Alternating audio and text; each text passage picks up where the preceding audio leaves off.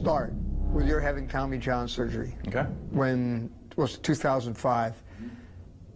Were you scared that somehow your career was going to end right there? Yeah, I think I was in the back of my mind. You know, being naive in college as a junior, and your goal is to get drafted. And you know, guys were telling me in different rounds where I thought I might be going, and you know, maybe my head got a little bit too big. And I don't know if you know the story about how I actually blew out. Well, I hit a water cooler after I gave up. I threw a complete game and up 2-0 going into the bottom of the 7th, and bases loaded, and going out there for the 7th inning, and I gave up a walk-off triple, and you know, I was a hothead in college and came in and hit a water cooler, and that's the last thing I've ever hit. But you know, I think that taught a lot about myself. You know, I decided that I really wanted to pursue baseball.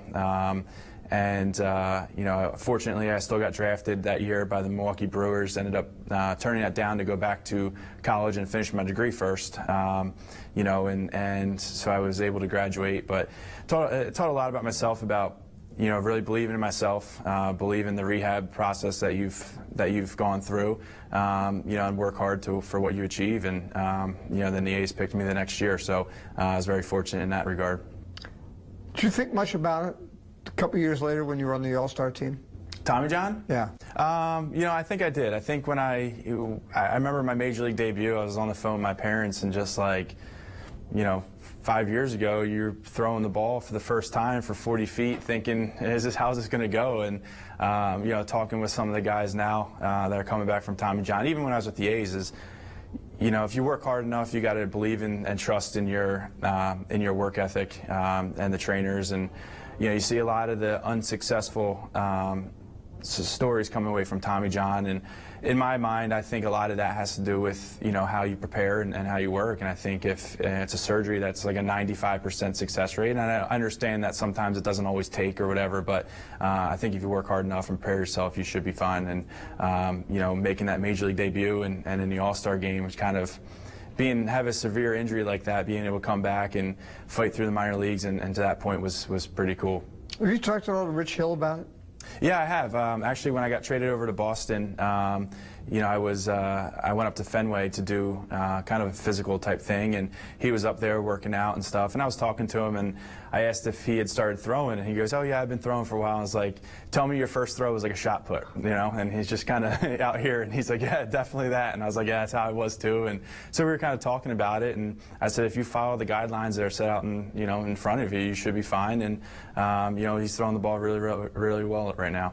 Do you think that having gone through that has helped you as a reliever? I mean, I don't know if people understand how difficult. I think it's this Rivera, Wilson, Soria, Marmol are the only pitchers that have been the regular closer for 3 consecutive years. To me, that tells me how tough it is. Do you think going through what you went through helped prepare you for the toughness? Yeah, I think so. I think you know, it kind of instilled upon me was adding those little bits of, you know, quote, prehab into your routine is very important. And maybe those guys got that a little earlier before they got hurt. My injury was self-imposed, you know, and you know, it's a 100,000-mile tune-up, so they call it. But for me, I think that the toughness of being a closer, the toughness of being a reliever, is knowing your body. You know, you also want to go out there and do what's right for the team, but you also have to understand your body. If you need a day, you have to take a day. And you know, but for me, I always want the ball. Closers always want the ball to be out there in that pressure situation. That's what we live for. I mean, that's, you know, it's fun to us, is that pressure. I love it. And you know, I think that going through an injury like that does you know, teach you a little bit about yourself. You know, about the tenacity you need to overcome certain situations.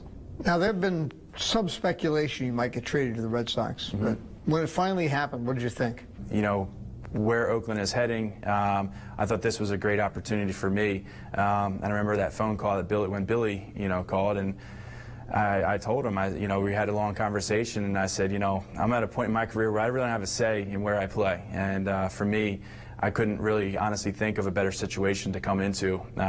You know, being able to, with the closer's job available and a team with a rich history of competing and winning World Series and all that kind of stuff, and you know, still primed to do it this year. So I'm looking forward to the opportunity, and as a kid, that's all you want is an opportunity to win, and here right now is the best opportunity for me. When you were a little kid, did you, when you were playing catch or pitching in games or throwing against the wall, think that you were some pitcher on the Phillies? Kurt Schilling.